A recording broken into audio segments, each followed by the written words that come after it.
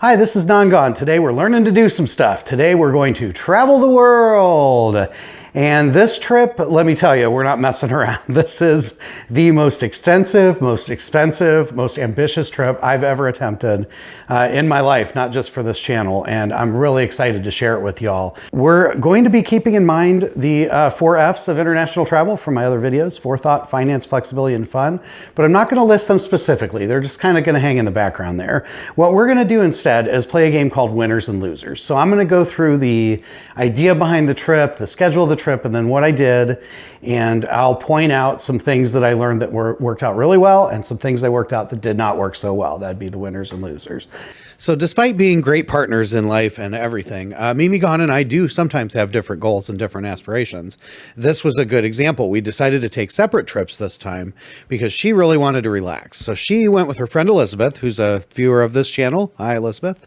And these are some of the pictures from her week in Mexico at an all-inclusive resort where they mostly did nothing but drink margaritas, go on glass bottom boats and stuff, just relax and have a good time. I, however, wanted more adventure and wanted to see what I could do. And keeping in mind my list of countries that I had when I was a kid, I decided to see how many countries I could visit and how far around the world I could get while still getting back in time for work with my 7 days of vacation. So this is what ensued. So the first thing I wanted to do is maximize the amount of time that I had available to me. I have 7 days of vacation, and this is where the first winner is going to come in, and we're going to call it flex time. Winner, flex time, and my boss for letting me do it. So I took a week in October that looked like it was cleared out 5 days of my vacation for that. And then, of course, you know, when you do that, you get the Saturday and Sunday before and the Saturday, Sunday after. So 5 days gets you 9. Day 6 and 7, I took the Friday and Monday before and after. And then my boss let me work 40 hours Monday, Tuesday, and Wednesday before to make up that 8 hours. And I could take Thursday as well. I also was able to do the same thing on the week coming back so that I had Tuesday as well. And that gives me almost a 2-week window, even though I only have a week's worth of PTO. So we have our dates. We just have to figure out where we want to go. And you say, oh, the world is your oyster. You can go wherever you want. Unfortunately, it's the real world. It's not that simple. There are going to be constraints and places you can't go. So I'm going to throw a map up here and we'll start restricting travel. First place off the list, any place I've already been, trying to go somewhere new. Second one is from NonGone. She's asked that I not go anywhere that she would want to go. We want to experience those places together, and I'm happy to accommodate that, of course. Seeing the joy of discovery through someone else's eyes, I mentioned in a previous video, is awesome, and I definitely want to do that. So we're going to not go to Egypt, Australia, Japan, most of Europe, you know, any place where she would want to go. We'll skip that. That leaves a couple of things and also brings up our first loser, which is political entanglements. So the State Department posts a list of travel advisories that go 1 to 4, and you can also find interactive maps that are color-coded. So here's an example of one. We're going to just cross off anything that's red right now. We're going to try to avoid active war zones. I don't know. Maybe it's just me.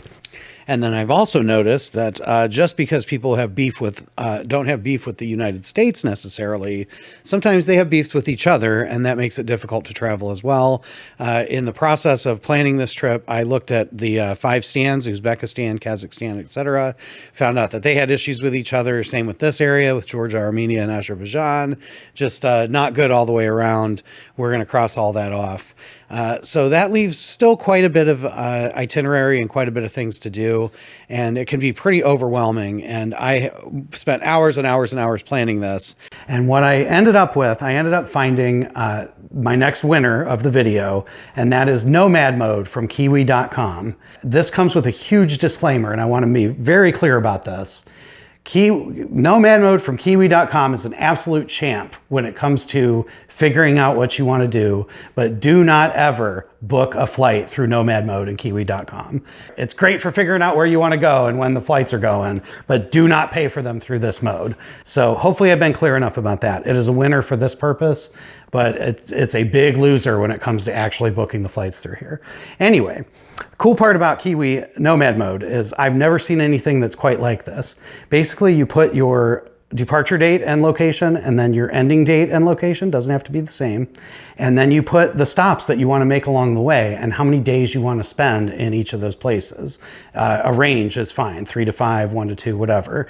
And then this routine runs through all the possibilities of the flights that are available to meet those constraints for you and kicks out various itineraries that would meet your constraints that you put in. And this worked great for me. It finally got me to something I could use. And what I ended up with was this right here, which I'm going to call the master itinerary. And so the master itinerary that I actually booked and paid for through Nomad Mode and Kiwi was an 11 flight package for just about $1,600. And it goes as follows. Here's the 11 flights. New York to Dubai with a 3-hour layover in Jeddah, Saudi Arabia. 2 nights in Dubai. Dubai to Colombo, Sri Lanka with a very short layover in Muscat, Oman. 1 night in Colombo, next day go into Singapore with a layover in Kuala Lumpur. So that's flight 5 and 6. From Singapore to Brunei on the island of Borneo with another little short jaunt to Kuala Lumpur. 2 nights in Brunei, followed by a direct flight to Manila, Philippines. So that's segment 9. And then Manila to Chicago with a 5-hour layover in Taiwan. So one quick note before we get into the actual trip, now that we got the master itinerary. If you want to book an 11 flight package for $1,600 that goes around the world, you're going to have to make some concessions. You will basically have to go on low-cost carriers, and you'll have to decline every single upgrade they offer you. So that means no seat upgrades. You've got to sit wherever they tell you. No cancellation protection, no trip insurance, no nothing. That's all extra. So if anything happens on your end, you are on your own. If anything happens on their end, you're on your own pretty much. So just keep that in mind. Also, baggage is an issue. Obviously, check bags are out. Carry-ons are kind of shaky. You're basically restricted to one item that's 14 by 18 by 8, fits under the seat in front of you, and weighs less than 15 pounds for a 2-week international trip. That's what I'm working with. So let's start packing. So I got this bag at about $40 at Amazon. Got a lot of pockets and a lot of handles, so it's very versatile and it does fit the dimensions I need. It came with this little bag, which is good for your toiletries, pretty much just travel versions of your regular stuff, plus the travel trifecta of bug spray, sunscreen, and moist wipes in case you get a bathroom with no toilet paper. More on that later. Clothes, I can't bring 12 outfits in this backpack, so I went with 4 outfits and a couple extra socks and underwear and these Tide packets that are like $6 and are designed to do laundry in hotel room sinks, really. So we'll see how that works out. Phone, headphones, charger, backup battery, unit, brick, whatever you call it, in case you don't have an outlet, and a universal plug in case your outlet looks funny, plus a padlock if you need to secure your stuff and you're in shared accommodations. Any drugs you're going to need or think you might need, bring them. You cannot count on foreign pharmacies to have what you're used to. For me, it's Dayquil, NyQuil, and some headache drugs. And then I keep a separate pouch for all my papers, reservations, and any sort of details, tickets, whatever I got, so that I can always reach them. My passport and license are usually on me, not in my bag. So that's it. Let's get traveling. So the master itinerary starts in New York, and we have to get there from Cleveland. Fortunately, direct flights from Cleveland are less than $100 to JFK, and they go every day, so no problem. I did also get to spend about 3 hours at the airport lounge at JFK, and that's going to be our next winter, airport lounges. This was a free benefit from the Capital One Venture card that we got this summer, and if you can spend time in an airport lounge, I suggest you do it. Free food, free drinks, sometimes including the bar like this one, private bathrooms, attendance. It's just a much better way and takes a lot of the stress off if you could spend some time in an airport lounge. Good deal all around, so that's a winner. The master itinerary then, we're going to start with the first leg, which is this 2-parter from New York to Dubai. And this master itinerary got blown up 5 times, I think, in the course of planning and executing this trip. This one is 100% my fault.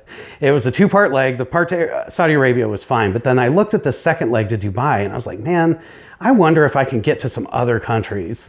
Because oil's cheap in the Arabian Peninsula and the borders are kind of messed up and it's hard to travel. There's tons of these little commuter flights that are less than an hour and less than $100. And I ended up booking a second flight out of Jeddah that went to Kuwait City instead, and then one that connected with Bahrain, and then one that connected with Doha, and ended up in Dubai a day later. And so basically by sacrificing a night in Dubai, I was able to gain 3 countries to the trip. So that sounds great, and it was ultimately. But in order to do that, I had to do something called skip lagging, and we're going to put up the next loser, which is skip lagging in a foreign country. So I had to not show up for the second half of my 2-part flight, and I didn't think it'd be a big deal because in the States, a lot of the flights are domestic, so the international terminal has all of the international flights, so it doesn't matter where you transfer to.